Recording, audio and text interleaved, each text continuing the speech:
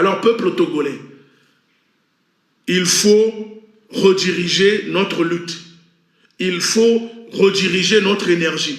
Je le dis, tout en maintenant le plan qui est le plan initié dès le départ. Bloquez vos quartiers, bloquez les villes. Défendez-vous. Utilisez toute la force nécessaire pour vous libérer. Tous les moyens nécessaires. Moi, je ne viendrai jamais vous condamner pour dire que vous êtes dans la violence, que vous êtes violent. Même l'ONU, qui est censée prôner la non-violence, soutient la violence des soi-disant démocrates. Vous n'avez pas vu les soi-disant démocrates soutenir des terreaux en Syrie qui ont pris les armes pour renverser un régime? Mais ne croyez plus à ces blablabla de démocratie, de démocrates.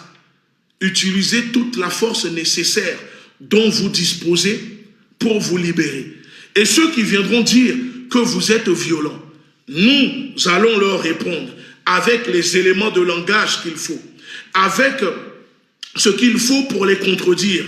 N'écoutez pas les gens comme les Jerry Tama qui viennent écrire, faire des publications avec ChatGPT pour vous faire croire que pour manifester, il faut une autorisation, pour filmer, il faut un journaliste accrédité. Ce sont des pions du régime. Ce sont des complices du régime.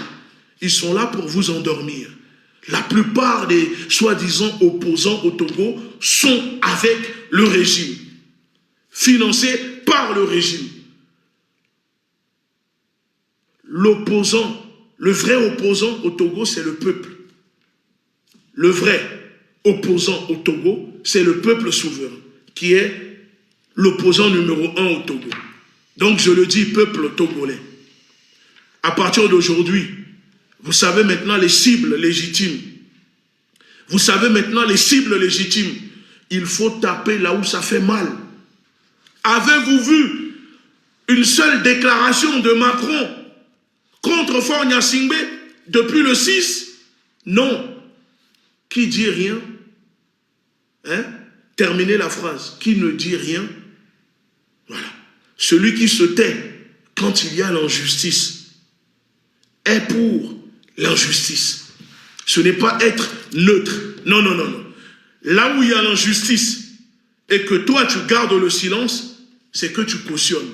Donc, ces artistes, ces sportifs qui vous disent que eux sont silencieux parce qu'ils ne veulent pas prendre position, leur silence les rend complices.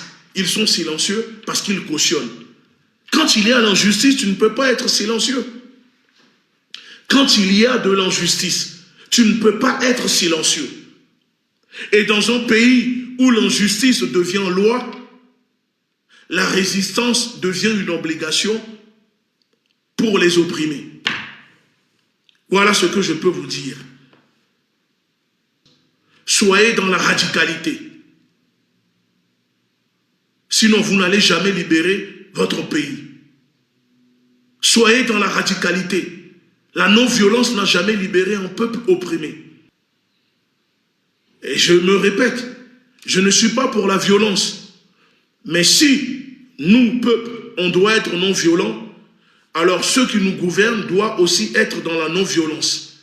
Si ce n'est pas le cas, alors nous allons tous devenir des personnes violentes. On ne va pas combattre les ténèbres par la danse. Non, il faut combattre la violence par la violence. Parce que la violence amène la peur. Et la peur amène le respect. Des fois, vous n'allez pas respecter une personne parce que la personne est respectable. Non, vous allez respecter cette personne parce que vous savez de quoi est capable cette personne.